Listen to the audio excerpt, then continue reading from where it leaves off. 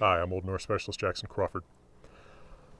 On my YouTube channel and in my published translations of Norse myths and sagas, I have done a lot of work over many years, even outside of the classroom, to try to increase knowledge, awareness, and appreciation of the original medieval written sources for Norse mythology. But one thing that I studiously avoid doing, and it's not even really avoiding because it's not really part of my nature, is getting into allegorical meanings of those texts. Because, frankly, I don't think that many or any are even there.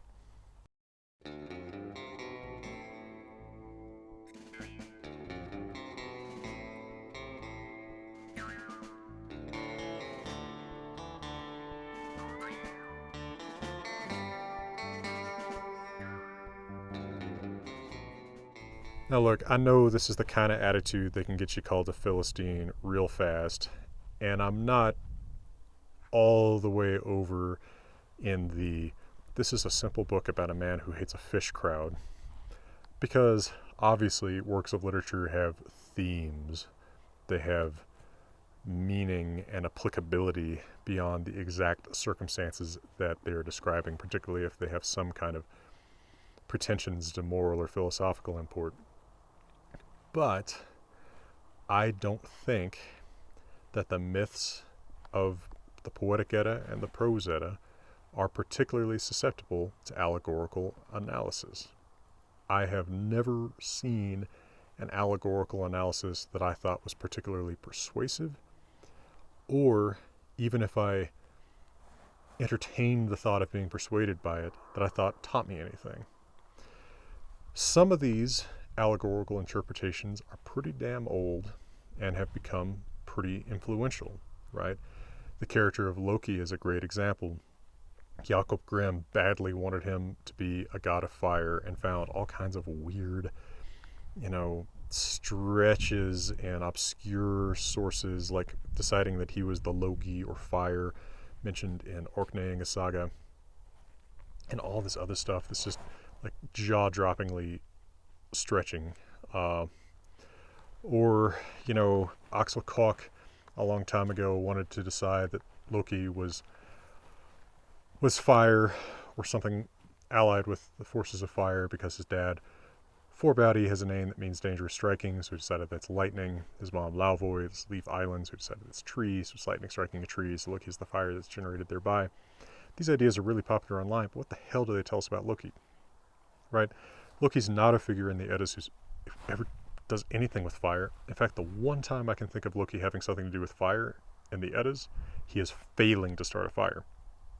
Right, in the story of Loki, Hunir, and Odin encountering Thjazi is an eagle told early on in Skoldskaparmal in Snorri Sturluson's Prose Edda. And I just tend to think, call me a simple man, but when I tell a story, and obviously I'm not the smartest damn person in the world, but I am generally talking about the things that I'm talking about, right? If I tell a story about a god meeting another god at a fjord and the two of them insulting one another, I think that's about the characters of the gods and probably worshippers of one kind of enjoying getting some digs in at the other, and not some bizarre, obscure allegory for some mystical thing that isn't ever talked about in Old Norse, right? Now, I think this desire to find allegories comes from a couple different places. One is that our educational system seems to do everything well as far as teaching random stuff at the edges that doesn't really help anyone, and then never teaching basic skills very well. One of the things people get out of English class is a sense that you are smarter the more that you can see in a text that isn't there on the surface, right? Well, I would much, much rather have someone who knows the outline of Romeo and Juliet pretty well and can catch my allusions to that story, or Hofmal, or Voluspa, right, or anything in Old Norse, or any other piece of literature, than can tell me about some bizarre allegory that they see within it, right? One actually shows that they've gotten outside of their damn head for a second and understood something that someone else wrote. The other shows me that they think they're very smart, and that, you know, they alone, or they nearly exclusively, can find special meanings within things that are you know, hidden to the rest of us dummies. I just don't think that's that true. I think Romeo and Juliet is a story about two young people who are in love but whose families hate each other, and I think Hofmall is about practical advice for the real world. And I don't think it makes anyone stupid to think that's just that they are what they say they are.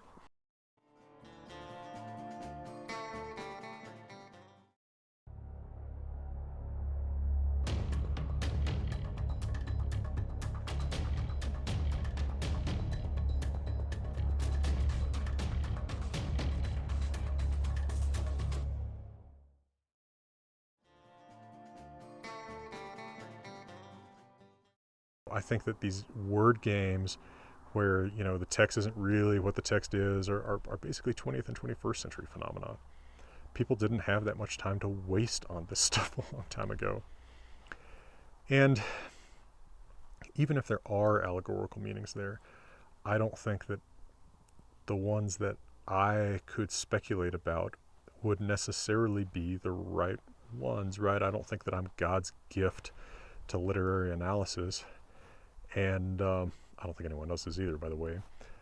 So, you know, if you find some allegorical meaning in a text, I don't feel entitled to tell you, you know, no, that's not what's under this text. It's this other thing that you can't really see there on the surface. You know, if you find some allegory, some hidden meaning somewhere, good for you, right? I mean, as long as it's not telling you to go kill someone. How am I entitled to tell you that that's not what you see, right? That you are somehow wronger than me seeing that the text actually says something about, you know, crocodiles in Greenland or something. And I also think that some of this drive to see allegory in Old Norse texts comes from how, you know, frustratingly incomplete they can be, right? You can read the Poetic Edda and the Prose Edda pretty easily in an afternoon, and then what, right? You want more. The stories are interesting, they're exciting, there's all these people and things hinted at that aren't ever really talked about. Where is that stuff? Well, there's not a, you know, it's not a medieval Wikipedia about this. There's not a extended edition of the Eddas. You're just sort of stuck with fairly limited sources. I think people feel frustrated by that and decide they must somehow be corrupt, right? And that in the process of corruption, their true meanings have become obscure. And, you know, that's 8 or 9 layers of speculation deep. But I think that is part of where it comes from. Personally, you know, my attitude, to sum up, is I don't feel entitled to speculate at you about something that could never be anything but speculation. I will occasionally speculate about something where, you know, I can walk 5 or 6 steps on the basis of evidence and then say, you know, maybe step 7 and 8. Right? At least it's mostly down the road of evidence, and I'll still tell you this is my speculation and it's not there in the Eddas. For example, I know I did some of that in my video about the origins of Heimdall. I try to be responsible about that stuff because at the end of the day, I'm a guy with a particular limited skill set, the same as anyone, right? A plumber can fix your shower. A truck driver can get your stuff from point A to point B in a timely, efficient fashion, and I can tell you what an Old Norse text says, right? But I'm not a mind reader. I can't tell you what someone dead thought this really meant, that it doesn't just mean right there on the surface. I can't even tell you what someone living really meant, right, other than myself. And I just don't feel entitled to sell you the mineral rights to land that most people don't even have a surface map of, right? If I do this public education work in Norse myth and language and such all my life, I will still never get that map of the surface to most people who want it, right? It's just impossible. The demand for the stuff is too great, and the things competing for one's attention too great. So when I'm trying to you know, get good maps out there, why Would I want to start trying to sell you, you know, speculative tunnels under the earth there when I can't even get you to the surface? I want to get you to the surface. I want to show you the surface real well. And if you want to dig a little bit deeper and decide there's something under it, that's your business, right?